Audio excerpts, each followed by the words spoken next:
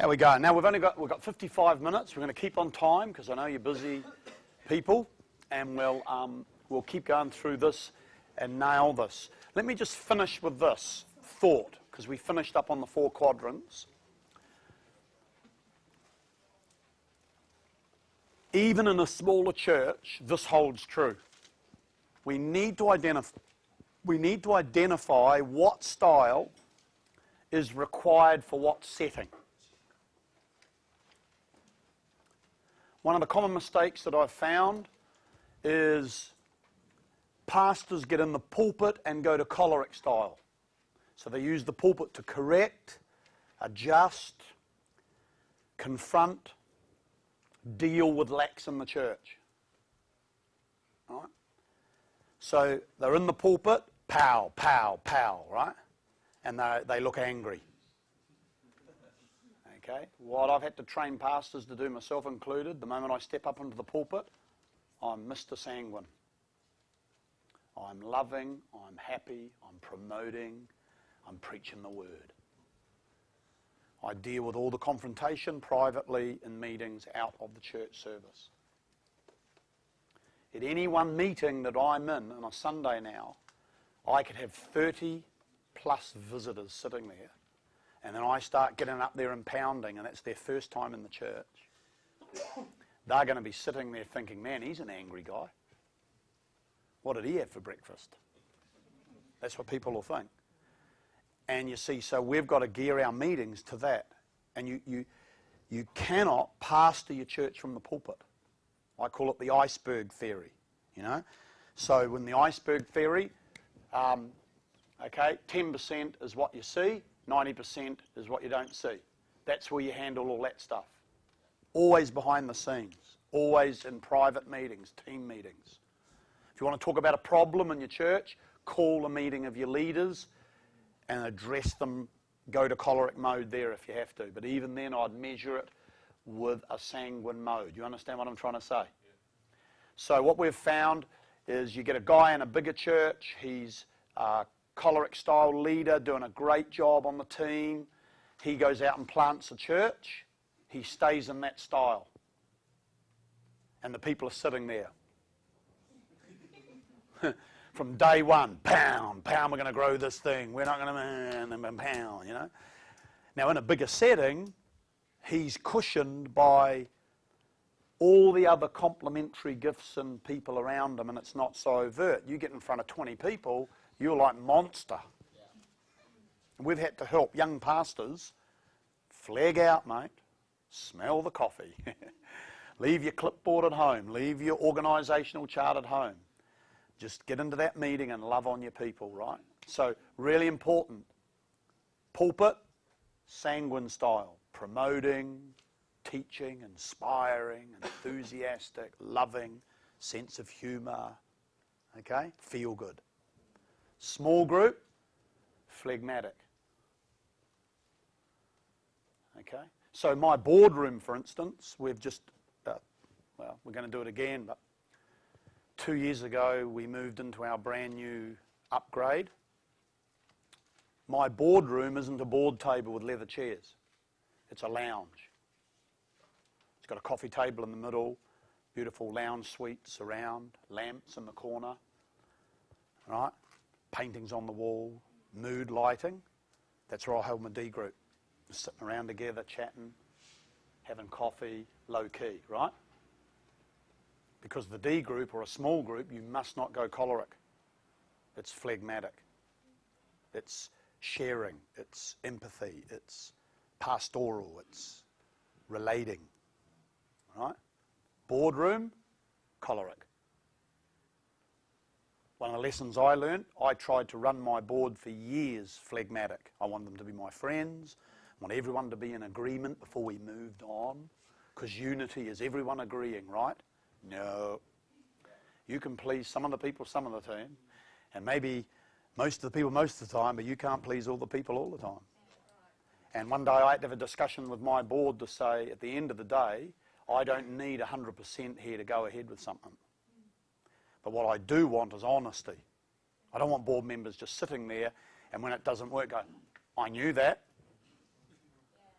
I've told my board that the day you say that, I expect a resignation with that statement. Because we've all got hindsight, right? What I need is board members that are in there brave enough to disagree and creating that respect, right? But I try to run it like a phlegmatic. I want everyone on board, have cups of coffee, 3-hour board meetings, right? Now, 1-hour board meetings, 1.5 max. Agenda, minutes, right? Free and open discussion. All the board minutes are in the board members' fingers, hands a week before the board meeting. If they have any questions or further clarification, that happens before the board meeting. So when we come to the board meeting, we've got all these guys are all on board. See, they're all on. Anyway, rather than boards are for sitting on. Right? So you create an environment of robust discussion and honesty, but it's got to be led. And have a guess what I've found? My business board people love it. They get informed before the board meeting. They know what we're going to discuss. There's free and open discussion. Decisions are made and we go home because we've taken care of business. But we don't talk about the colour of the wall, who's going to buy the photocopier, right? We've separated business and spiritual. The board is not the eldership. The pastors of the church are the eldership. The board takes care of business, insurance, law, tax. That's the only thing they do, unless the other is violating one of those policies or principles. The budgets are set there. But once the budget's set, the board doesn't get involved in how it's spent, when it's spent, why it's spent. We've already decided that, right? So we've moved our whole church into that paradigm, and it's just released us. It's released the staff to get on with business. They don't have to worry about legality, taxation, budgets and all that. But they are involved in the budget process and the preparation of the budget. It's actually decided now before it goes to the board. When I was growing up, the board set the budget and determined the budget. Now, the operation or the executive pastor and the leaders of the denomination, I'm moving too quick. The departments, they negotiate the budget, right?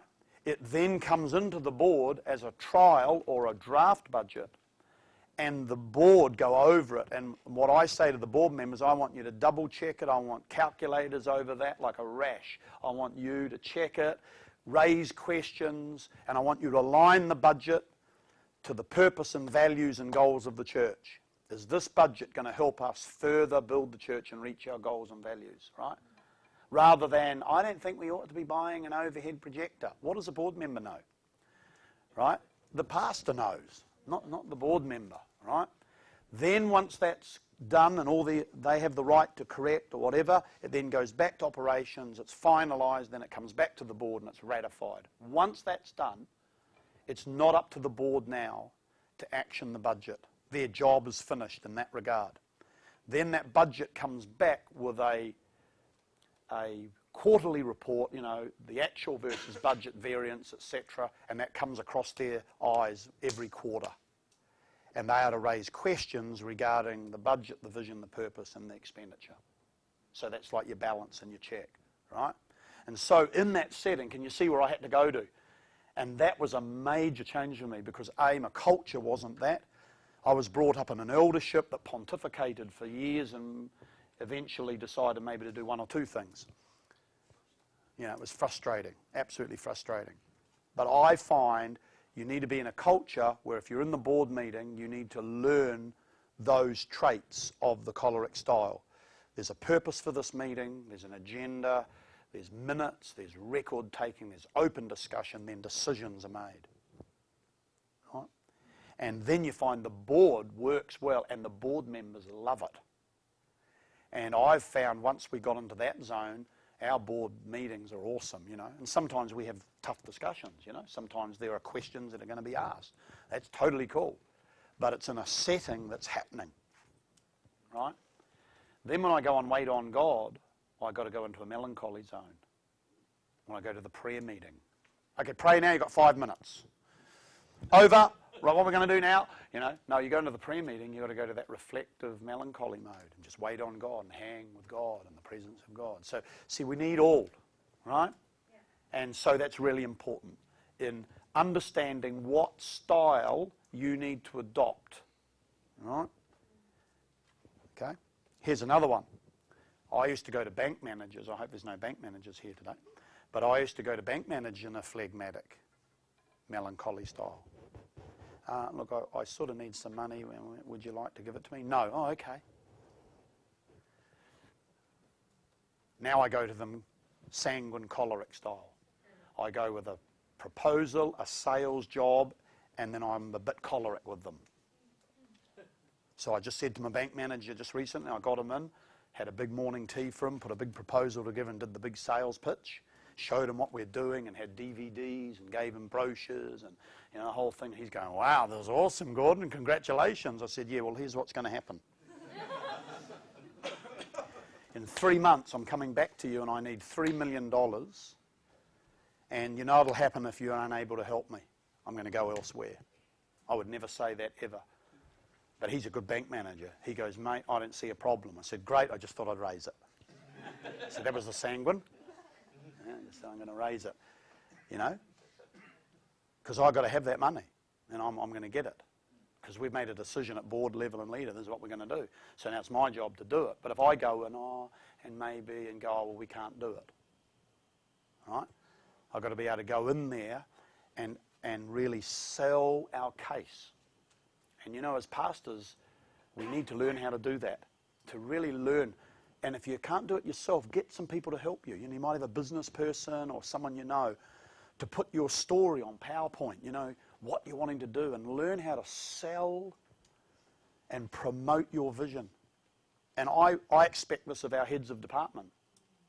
Now young people tend to be a bit better about it, I reckon. But all of our departments need to really promote, and that's going to that sanguine zone again, to promote. Don't leave it up to choice. Don't leave it up to, well, if it happens, it's God. If it doesn't, que sera, sera, whatever will be, will be. No. You go into the zone of I'm gonna believe God and I'm gonna work with God. And God can get on it and it excites people and business people go, I'll give to that. And then away you go, rather than you don't quite know what you're doing and you're all apologetic and then it's all awkward, and I used to take up the offerings like this. We're now going to take up a hand, here's for the hand, and let's do the notices. And that was the cue for, pass the bags along,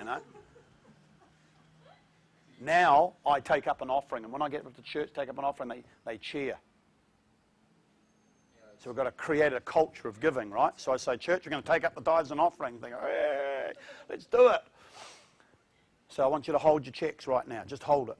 Let's turn in the Word of God. And I'll give like a 2-minute, exciting promotion of the blessing of giving, right? And then we go for our offering. And then I say, and we're going to do it, we're going to worship God. And we really take up the offerings. That's been a mindset change for me. So that's not a choleric zone. That's a total sanguine, happy, this is the best thing. People get excited about giving, and we teach into the giving in our church. So that's all related to what personality do I go to. Don't take up an offering choleric. You people aren't giving, and if you're going to give, there's the door. You don't go there. That's real bad, okay? But you don't want to be phlegmatic. Hey, if you don't want to give, don't give. It's cool, I'm cool, you're cool. But inside you're going, they've got to give. But you're just sitting there, and it's not a real offering, So you've got to go to that sanguine mode. Learn how to do it. It doesn't mean you've got to be a sanguine, but just learn how to sell your case. And if you have someone else in your church that's better at it, let him take up an offering or her every now and again. Don't you do all the taking up of the offerings. Get someone else to do it too, you see. So we're in this. We're going to do this. And then you begin to go to a style that's going to meet the need or help you reach the goal that you need to reach. Okay, so that's just what I want to conclude with the styles. Okay, really important here. Okay, so you understand. And sometimes for us as pastors, we need to literally stand at the door before we go in. Okay, so I've just been pastoring and counselling phlegmatic, and I'm going now into a board meeting. I need to almost go to the door and go, organised, in control, confident. This is going to be a great meeting. Hi guys, how you going? Let's sit down and get into our meeting. Away we go. You know? And sometimes you've literally got to do that if it's not naturally you. But just learn how to get over yourself and get into it and do it. You know, well, it's not me, and you know, what will they think? And you go all there, and then it's all mushy. You know, I want to encourage you as pastors and leaders, be confident, be strong, and the Lord will be with you. And it's just a matter of getting the right style to suit that. How does that sound? Let's talk about church, small church mentality. We've got about 40 minutes. By small church mentality, I don't mean small church people or small churches. I'm talking about a mentality, okay? Recently, a businessman came to me. He rang up on the phone and he said, Gordon, I need to see you. I've got a few things happening. I need to talk. I said, well, are you talking to your pastor? And he says, well, yeah, but, you know, well, whatever, but I need to talk to you. I said, well, okay. And I wouldn't usually do this, but I thought, wow, he's been around for a while, and I'll give him some time. And I could fit it in. I said, look, I've got half an hour, come in for a coffee. So he comes in, and he sits down, and he begins to talk about it. And I went, wait a minute. I need to ask you a question. He goes, yeah. I said, who's your pastor? He said, you are. I said, no, I'm not your pastor. He was shocked. He said, what do you mean you're not my pastor? I said, I'm your leader, but I'm not your pastor. Who is your pastor? What about this guy? Oh, well, you know, and I've known him for ages, and, you know, I really want to relate to you. I said, well, it's not going to happen, because I pastor the pastors. And I can't give you the time you need. You need someone that when you need them, they can come into your business, into your world and help you. And I said, I'm going to disappoint you if I promise that to you. And you know, I left that meeting and I thought, here's one of my key business guys in a church of 2,500. He's still thinking small mentality. He still thinks he's got access to me. And I have to sharpen this up somehow. I just blame myself. You know, I don't say it's his fault. I'm just saying, well, gee, I've got some work to do yet. So what I'm trying to say is, you know, this is not about church size. This is about a mentality that needs, I reckon it needs nailing. Because if we don't nail it, we're just going to excuse ceilings and lack of growth, and we're just going to be coming through life going, well, you know, it's all cool. But is it? You know, remember the good old days. When we were small, we had quality. This church has become professional. What do you mean I need an appointment to see the pastor? I don't know everyone. We need to get everyone together. Every now and again that comes up. Why can't we just get all together? Listen, I'm not going to a barbecue with 2,500 people. Forget it. You know? I don't mind being in a church fair or a big event, but if you want to have a barbecue where we're all going to get together and just fellowship with 2,500, it isn't going to happen. Do you know how many dummies you need? How many barbecues you need? It's like mega day. You know, and so, but their idea is let's all relate together. You can't all relate together once the church goes over, probably about 250. It's gone. Now you have times when you do that, but real fellowship's going to happen in the small group, isn't it? And in the departments rather than in the whole. The church is too big. Well, of course, the question is too big for who? And really, I think sometimes that is an admission by people that they still want to be small and keep it neat and tidy, and it's sort of got this big thing that I can't cope. And you'll, as pastors, you'll have to confront that and face that at every level of growth. So it's not just about, oh, there's 1,000 people in the church, so it's big. You will get people, once you begin to, say, take on board some of these things and say, hey, we're really going well at 75, but I believe we can have 200. You'll get people coming to you offering you drugs and saying, calm down, you need this, you need the sedative, pastor. No one's ever grown a church of 200 in this town. It's not going to happen, man. This is too hard, this is too difficult. And then all of a sudden, you're on the back foot. So it's not about the numbers, it's about a mindset of church, right? About what we want. So what is that mindset? I've given a lot of thought to this. We've seen these numbers, you know, we saw them before. Will we ever see an increase in the average size churches? Well, we already are. Here's the latest Australian statistics. 75 average world-sized church. In 2001, 131 average size Australian Pentecostal church. Last year in a meeting I had with heads of the AOG in Australia, they're saying their average size is about 168. And that's probably gone up since then because they are growing and planting churches.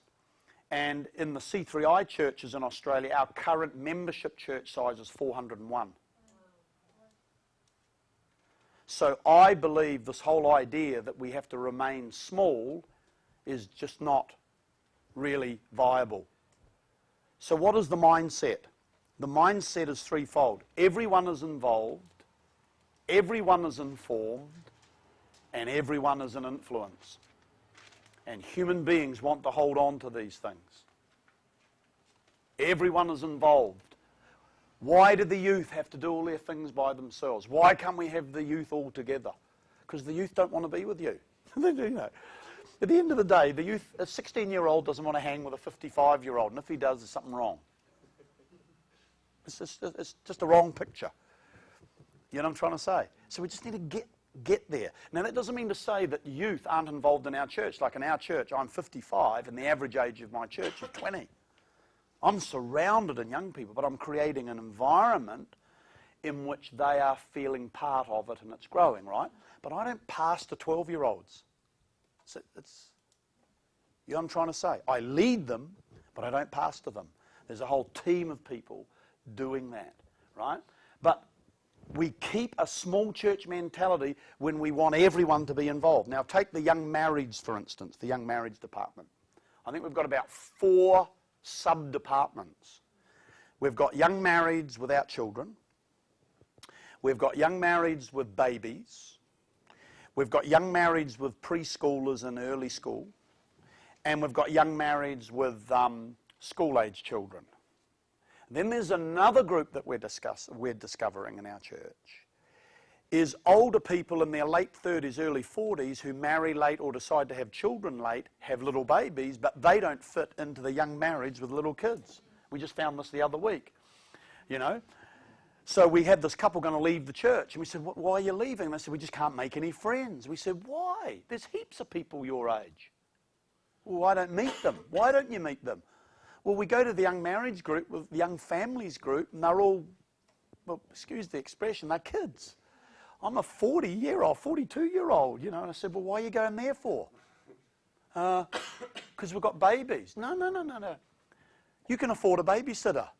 Get a babysitter and go to a 40-year-old group where you can make friends with your peers. Oh, we're allowed to do that. You know, people, you know, it doesn't in the system. So what am I saying? What I'm saying is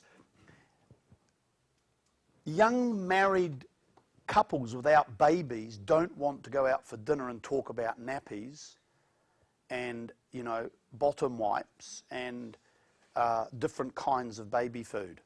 That's what we've discovered. They want to talk about their career and their job and the trip over to Europe and all that. It'll happen to them sooner or later, right? You know.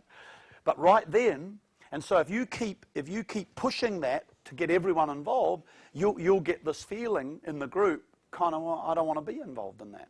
So we have to set up in the church opportunities for each age and stage group to relate to one another. And then people transition through them.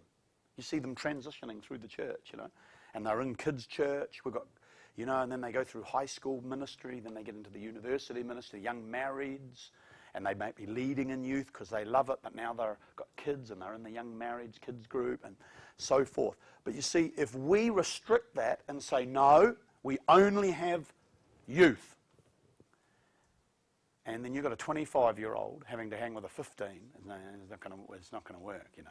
Now, in a conference or a meeting, that happens, but in their pastoring and in their interaction, it's not right. Everyone's informed.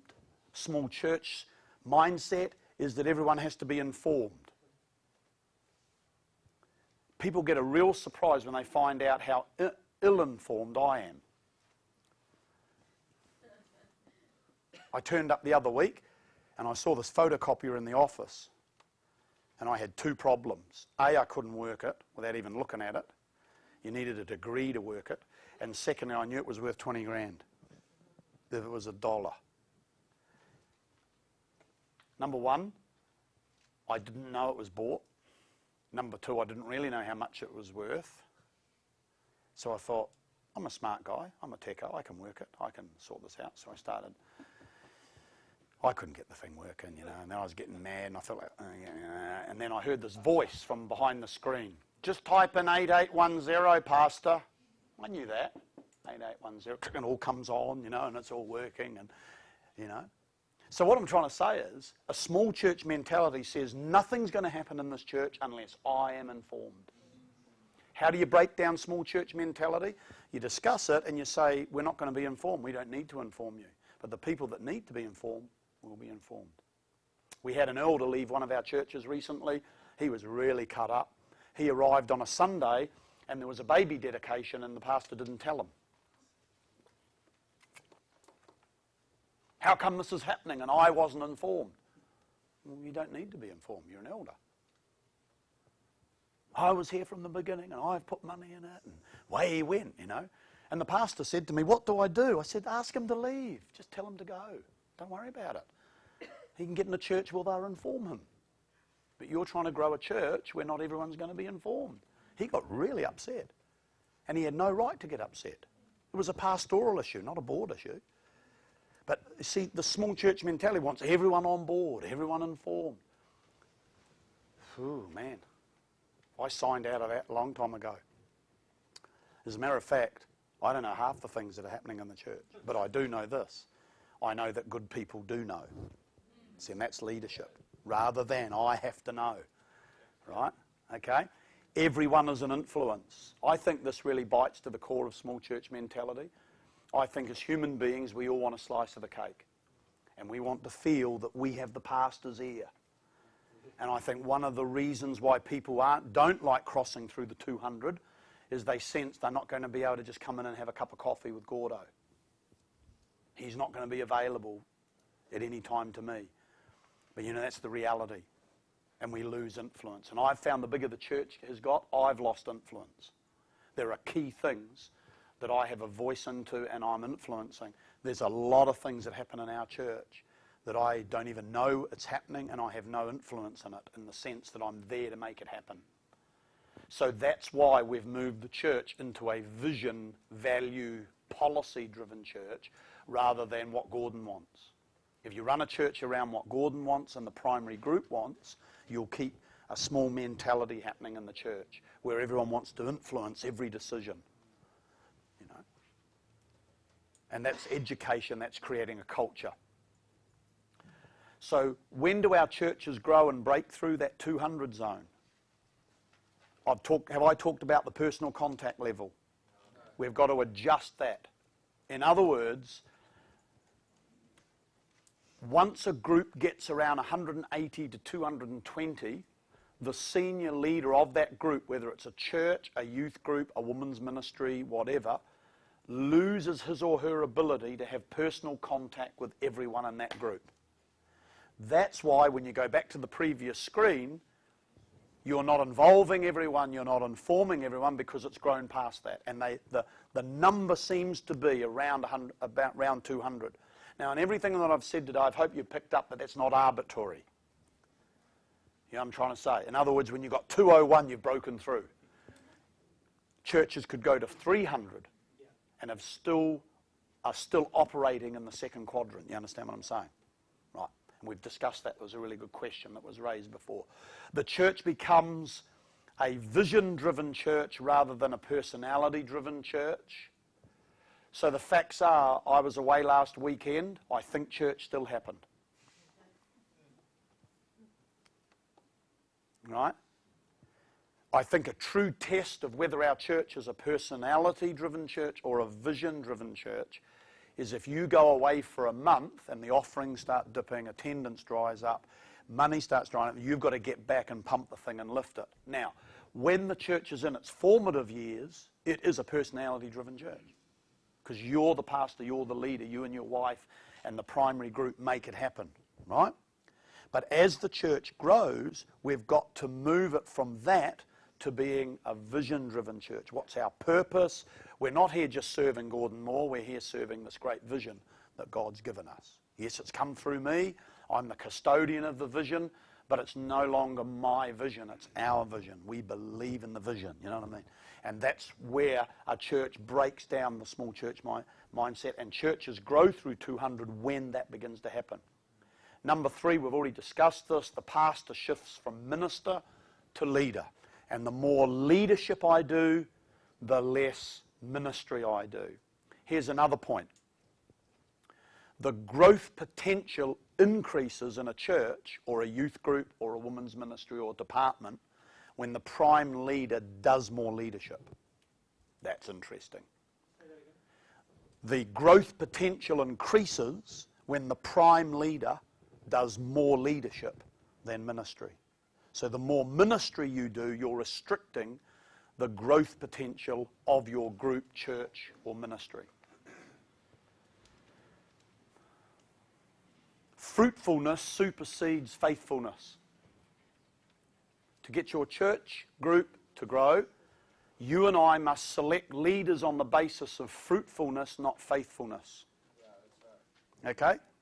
So you get this. People go, why is he preaching? He's only been in here 5 minutes. I've been here 10 years. No one's ever asked me to preach.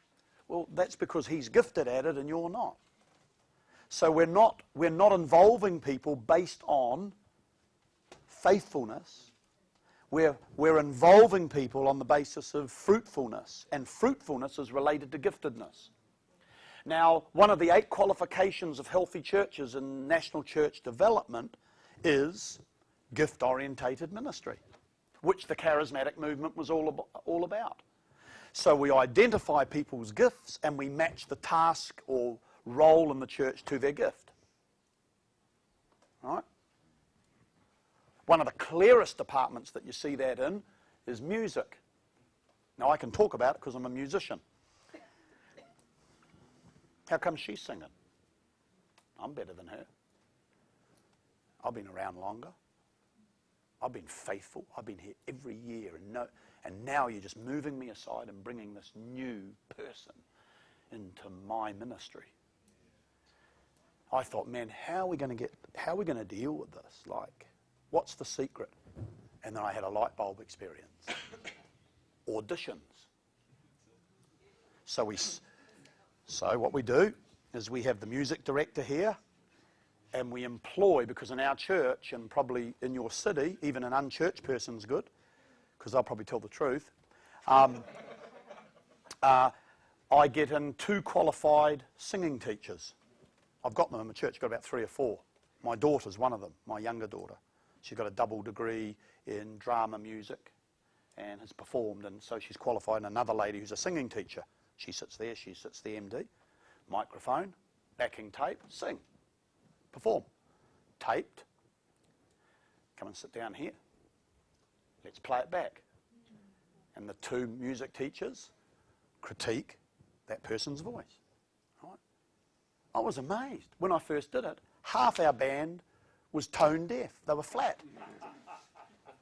Half of them. I had to get rid of half our singers. I was surprised.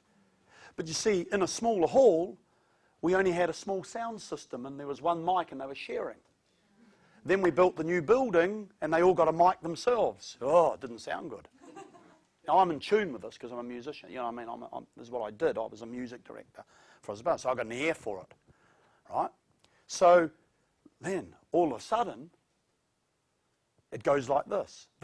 These singing teachers will give our singers a qualified summation of their voice and where they need to improve it. And people have to go away and either decide, music's not for me. Well, not in this church anyway, because they didn't recognise my ministry. Or they take singing lessons and they upgrade their skills. They come back at any time and they can re-audition. One girl who had such a passion for singing in our church, we found when she auditioned, we made everyone go through the process. Everyone, even the MD. Everyone went through and auditioned and got evaluated.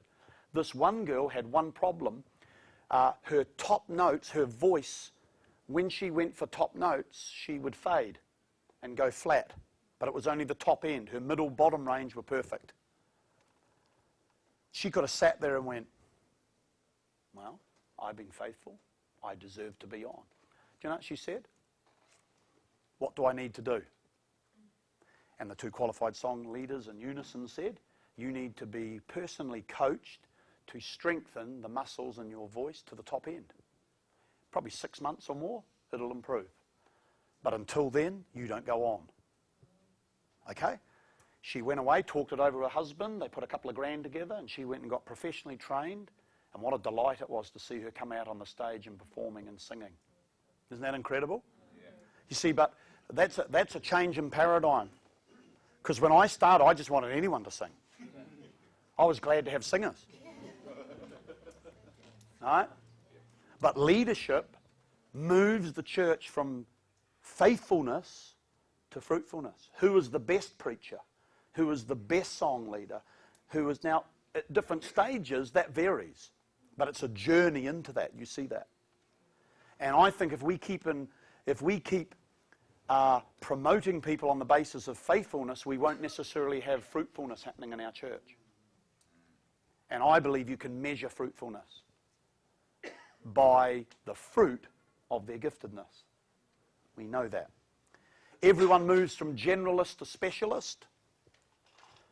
You know, in the church, when we get it started, everyone's doing everything. Helping on the door, handing out the books, singing. You know, one day I got sick of not having drums. I got up and learnt the drums. I learnt it in a day, like a couple of days. I went to the music practice on Wednesday, and I had a guy on the synth, and he was, you know, one of those, you know, you get techos. I won't say much more. Great guy. Pastor, I've solved it. Listen to this. And what he did was, he organised, what would you call them, loops for singing in the Spirit. I'm a rock and roller. You know, I like live. You've got to have it live, man. And I sat there thinking, that's not happening in our church. So I literally got the drum kit set up at home and got on the phone to my mate in Sydney and said, give me a drum lesson, mate, how do you do it? And he started showing me, and I thought, right, I've got it. And then that Sunday, I welcomed people at the door. I ran and got up behind the drums while my daughter song led. And then I got up and did the notices. And then I got back and did a worship song. And then I got up. See, I'm a generalist, right? But one day I had to go, this 16-year-old has the potential to be a really good drummer. So I raised some money through the church, and we got him to go and get drum lessons. And he ended up one of our best drummers. Fantastic, right? And they didn't want me anymore. But, you know, we've got to all make a move, don't we? But sometimes we just want to hold on to all these things, but actually by releasing them, other people find their fulfillment. Yeah. See? And that's what it means, moving from a generalist to a specialist. We need to shift the church from encouragement to excellence. I'm guilty of this as anybody. Do you know Nick needs encouragement? He's been down lately. I reckon if we get him involved in the youth department, and maybe he could even be the youth leader, it'll really encourage him. What do you think, team? Yeah, well, let's encourage him. It stuffs up the youth department, but at least Nick feels good. You know what I'm trying to say? We're joking here. But so, see, that's the worst thing you can do in a church environment is promote people because you want to encourage them. If they need encouragement, get them counselling. But we think ministry will encourage people, but it actually has the reverse effect. What we need to do is say to Nick, Nick, you need help if you're discouraged. Let's help you on a one-on-one. Let's get some counselling. Let's give him help. But we don't promote him to encourage him. Now, a good friend of mine had a church of around 80, 90 people. He was just in pioneering stage, and he had a woman join the church who had some problems, and he thought it'd be a really great idea to involve her. He lost probably half a dozen families from his church like that, because she got amongst the kids on the Sunday while everyone's worshipping the Lord. She's pounding on them, you know, because she had emotional kind of, you know, and you want to really reveal that, just go into the kids ministry, you know, and he lost a few good families out of the church because, and he remember him saying to me, he said, Gordon, I made the biggest mistake in my life. I got her involved to encourage her rather than she was the best person for that job. Now, the best person doesn't mean the best person in the world. It's the best person you have got available at that time. And then as your church progresses, maybe you've got to go to that person and say, look, I feel your time is finished, And we've got this young guy here, Anthony. Man, he looks awesome. He's got a vision for the youth. Nick, I want you to move into deaconing or shepherding or something. And I want Andrew now to take this over, a young guy. And we're creating an environment all the time. Who's the best person to do that job? Why? Because the goal is not whether Nick feels good or I feel good, right? The goal is growing the church and making the church at the best it can be for us. So that's a major shift. But I find small church mentality is, I liked it when we could all have a go. Yeah. Or board members, when is it my turn to do communion? Listen, you don't do turns in the kingdom. It's your time or it's not your time. It's a whole different thing. So people say, we want to turn, I want to go on the roster. I say, no, you don't have a turn on the roster. It's not for turns. It's whether the time is on Anthony or the time is on Nick. So if the time's on Nick to be youth pastor and he's not ready yet, then we appoint Nick and we say to Anthony, we want you to work with Nick and learn everything you can. Then when he rises up, I need to talk to Nick and say, hey Nick, it's time for you to move on and do something else. I think Anthony's ready. What do you think? And if he's got half a brain, he will go, I reckon Anthony's ready. It's his time, and it's time for me to move on. And I find in the church, actually, most people get that. They really get it. But it's creating a culture where that's cool, that we're all in stages. And you know, the top team in any church, they literally do everything. You know, my son-in-law, he's done deaconing, guitar playing, music director, youth pastor, general runabout, you know, fixing typewriters, computers, to just everything. Why? Because it's not important. It's just, this is a belief I have. What I do in church is actually not as important as who I am in church. So, and David, isn't David awesome? He's the king, man. He's the guru. He's everything. What does he say? I'd rather be a doorkeeper. I just want to be in the house of God, man. You know, I'll do this because this is my time. It's what God called me to do. But let me just be a doorkeeper in the house of God. I love that. And I think to myself as a senior minister, because I have to confront it. Because, you know, I'm 55. And I've got to be aware that one day someone better ought to be doing this. And my time has shifted, and, you know, I go, well, I started this thing. I was in the hard yards. I did the hard yards, mate. You didn't do the hard yards. Move aside. No, I'm going to have to come to a point where I'm going to say, I feel my time, there's a shift here, and there's a process, and I understand that, but I'm going to have to shift, aren't I? And make a shift and say to a young guy like Andrew, it's your time to take the youth group, mate. We believe in you. Rather than, you know, well, we don't want to offend Nick, and, you know, he'll get offended, and he just needs encouragement. He'll probably leave. He'll get discouraged too. So there's management of that. Let me just throw this in also, just something I've learned. The bigger the move, the longer you take, and the more the communication. Right? So in other words, you know what I'm saying? The bigger the shift or the move you need to make in the church, the longer time you take to do it, and the greater the communication. Talking to everyone. I'd be talking to Anthony. You married, Anthony? So I'll be talking to your wife. Right? I want a meeting with you and her. You don't just go, you're in, you're out. You know, no, I want to talk to your wife. I want to find out if she's happy. I want my wife to talk to her without you there. What's she like at home? Because I'm going to put you up as a youth leader. People are going to follow you. So I want to know what your wife thinks about you, right? I'm going to find all that out. I'm going to ask the other youth leaders, what do you think of Anthony? You know, what do you think? You know? Okay, and what does Nick think? Is he ready? And when do you think he'll be ready? And it could be, hey, he's not ready yet, let's do it early next year. You know what I'm saying? So if that's a big shift, then you need to take more time in it, and you need a lot more of that communication happening so that it happens smoothly. 10 more minutes, we've got to get through this. Bigger levels, bigger devils. You're not going to hear me on that. Nah, we'll do it. Bigger levels, bigger devils. This is the deal I've found. When you take a step forward in anything, there will be a spiritual contention. We do not wrestle against flesh and blood, but against principalities and powers. Don't believe me? Try buy a building. I couldn't believe it. I just go to buy this building. It's like, all of a sudden Beelzebub turns up. It's like you've got problems on the left and the right, you've got people in your church, you've got this thing, but it was God. God wants it, right? Last time we did a building extension, the council made us do a frog study for $2,000. There's no frogs in the creek, I'm telling you right now. Oh yes there is, there's a green, battered, spotted, whatever frog. $2,000. We've got Bunnings opposite us and several big electrical stores. It's sort of like 10,000 cars a day or whatever. I can't remember the figure. It was like that. Once a week, 1,000 cars. Right? So here's our church and here's Bunnings and all these other shops, right? We had to do a traffic assessment by an expert to prove that we weren't unduly affecting Bunnings by our traffic.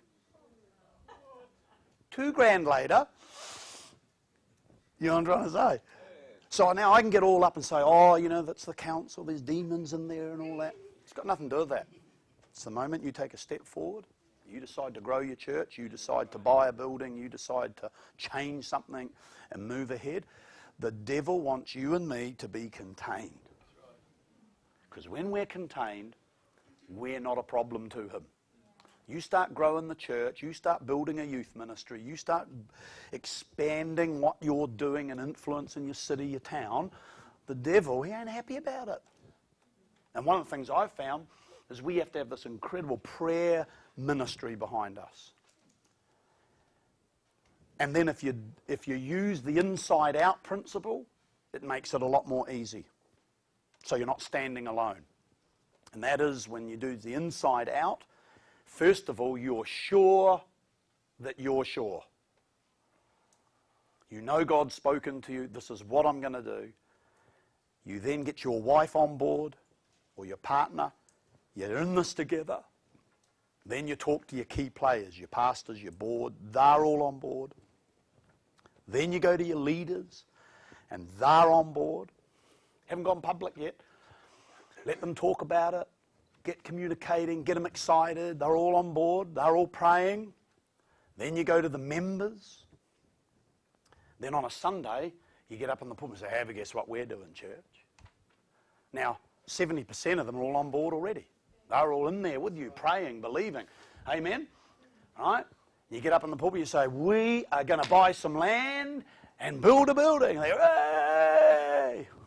Then you tell them how much it's going to cost after that. But you see what I'm trying to say? Well, I find what happens often in the church, we take this warfare thing, that's a strategy. I call it the inside-out strategy. What we do is we work from the outside in.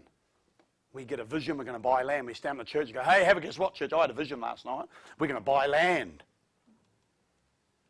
And it goes quiet. Then you go, oh, I better convince people. So then you try to bring people on board from the outside in. It's not a good strategy. You need to always position yourself in a place of strength, because the moment you begin to move forward, the devil will be there to contend it. And so you need armor bearers. You need people that are praying and fighting with you so that when you move ahead, even though there will be opposition, you overcome it. Amen? That's an incredible principle. So what have I been talking about? Let's sum up now. Viability. What is viability? I'm healthy enough, resourced enough, and big enough to fulfill the God-given purpose for my church. For someone here, that could be 200, another person 500, another person 2,000. Numbers are irrelevant. It's all about health and viability. So the starting point is your vision, not how much money, whatever. Be very clear on your vision, what God has put in your heart, and then build your church to be viable enough to make that happen. When you have grown your church to a point where your vision starts to be able to be worked out, resourced, happening, then you are viable enough. Interesting, isn't it? So I think that is a dynamic thing. When I went to Australia, my vision that God showed me was I thought if I could have 500 in the mother church and about 3 or 4 other plants working together, that would be really great. But I remember sitting in church when we got there, And I felt the Lord say to me one day, your vision's too small. Just came like that out of the blue. You know. So then it's like, oh, okay. So then I had to redress my vision, redraw it bigger and go for more. And then God, you know, and then when we did this current building, I remember board meetings and leadership meetings, the wish list, and then narrow it down, you know, and what are we going to do, you know, and we're going to stage it, and we're going to do this, and it'll take 3 years. And I thought, we ain't got time for 3 years. We're growing by 400 plus a year. I've got to have more seats. I've got to have more Sunday school. We've got to do it now. What are we going to do? Middle of the night, one night, whack, sitting up in the middle of the night, God spoke to me, go to double. That's all he said to me. I knew what he was saying, man, and I was as scared as anything, man. So I called an emergency meeting of the board, and I said, God's spoken to me. And they said, wow, what did he say? I said, you got to get ready for this. He said, go to double. We are doubling this building. We are doubling the auditorium. I said, write it down in the minutes. We're doubling the auditorium. We're doubling this. There is one word that's banned now. Stages. This is the stage. Double is the stage. I remember one of my board members, he's been with me for a long time, he said, Gordon, I don't know how on earth this is going to happen, buddy, but if you said God spoke, I'm in. Let's make it happen. Let's make it happen. So we started to go down a journey of 2 years of making this happen. But I'll tell you what, we're in it. Now we're going again. We've got to double it again. We've got to go again. You know what I'm trying to say? So what I'm saying is, viability is not how much people you have. It's, are you healthy enough to do what God's asked you to do? And honestly, numbers don't impress me. Because I've been around the church world long enough to know you can be in a large church and be unhappy. And you can be in a smaller church and be serving God, and boy, it's awesome. Right? So it's not about that. It's about the health of the congregation. And what you and I need to become as key pastors and leaders is great health builders, getting Christians healthy and building. So there it is, you know, the natural church development. I haven't got time to go into that today because I've only got 3 minutes left. There are the 8 things. You can get those later. If you just go online, go on to natural church development, Christian Swartz, awesome. You can do that. So what is viability? What does it mean to be resourced enough? You need people, you need money, you need facilities, you need equipment, you need tools to get the job done. That's what it means. And as long as you and I don't have those tools or people or resources to fulfill the God-given vision, then we need some more work to do. We need to grow a bit, we need to get more healthy, whatever. We need more money, we need whatever to do what God's asked us to do. Big enough, here's my thoughts. I actually think that once a church, and this is my personal opinion, once a church breaks through that 200 barrier, viability becomes really in your hand. It's never a finished work. It's not like idealistic, but by the time a church breaks through 200, there's usually other pastors and leaders that are on staff helping. Money's usually flowing a bit more. A church at that size can talk about either leasing a permanent building to give them 7-day-a-week presence in a community, or buy a building. You know what I'm trying to say? But if you try that with 75 people, it really becomes kind of like a struggle for the church. As a matter of fact, we actually encourage churches not to get into buildings too quickly, but to build the life of the church and the energy of the church. And if the church is healthy, all this will take care of itself. Viable means more than one leader. Leadership team is established. Evangelism is happening naturally. Departments function by themselves in their own right. So you as the senior leader are not having to bail all the time and find money and do this and do. They tend to operate under your leadership in their own right. That is a real sign of viability. Facility issues are solved. That doesn't mean completed, but you're in a place where you can function as a church. One of the things that's happening in Australia quite a lot because of the costs is churches are not worrying about buying a big building like this at all. First up, they lease a ministry centre. So that means an office in the main town, maybe just a little office with maybe a seminar room that can seat, 30 people, so you can do training, prayer. and you hire a hall on the Sunday or whatever for your meetings. You see what I'm saying? So that's a thing that's happening in Australia right now, because it's really important, you know, that we find things that work, and that'll differ according to your location and your church. Structures are in place to sustain church life. So it's not just a wobbly jelly. There are structures in place that are actually helping sustain this life. Okay? And you've got that clearly there. So I'm finished. And there's 1 minute, and there might be time for one more question, because it's 1 minute too. Is there one final question? Maybe someone that hasn't asked a question before that is on your heart you'd like to ask.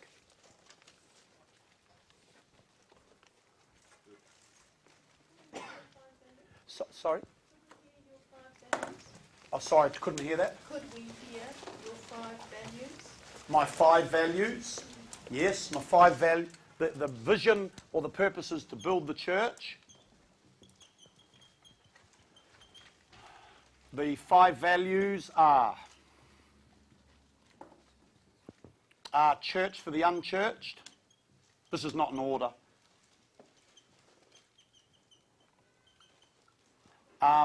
Worship of God. And by that we mean prayer, worship, devotional life, right? The worship, I live for God. As a matter of fact, I think that's number 1 on our official documentation. Relevant. Oh, that might be the first one, because we've changed the language. Sorry about that. Excellence. Excellence in all ministry and leadership. Right? We're painting our building just about every week. Something's happening, repairing, no holes in the wall, no scratches on doors, no broken windows, nothing, everything, bang, bang. And now I've hired a guy, he works 4 days a week, and one of his jobs every Monday is to go through and organise the fixing of everything. Just sloppy door knobs, everything. Lights, I can't believe how many light bulbs go out in the building, can you, Nick? Anyway, but it happens. Okay, so excellence. What else have we got? The success. Oh, I know, the success of the believer. I've been accused of being a prosperity teacher. Really? That's what I am. Beloved, I pray above all things you may prosper and be in health even you both. Sorry, guilty. But if they mean, you know, I'm a fanatic or whatever, no. But I happen to, that's a value. I want every marriage in our church to succeed. I want every kid in our church not just to grow up and have a job, I want them to have a career. And that's really happening in our church. It's so exciting. In the recent, in the 2001 NCLS, our church comes up as one of the highest educated churches in the country. I just love that. Because you've got to understand, that doesn't mean they all come from privileged homes. You got to understand, these come from a lot of working class homes and problems, and you know, and even white collar, they've bailed out of school and not completed their education. Come into our church, we go, hey, you're going to succeed in life, right? You are going to succeed. This is what happens in this church. You're not here to fail. You're not a loser anymore. You're going to be a winner. And that might be in sport. So we've got all these kids getting represented. We've got a girl in our church. She's in the B team for Australia women's netball. She's in the squad, you know. 17. Tall like this, beautiful girl. So we're saying, go for it. We're praying for you, right? It could be business, whatever. Okay? So that's a big one. And the last one is, oh yeah, we're a family church.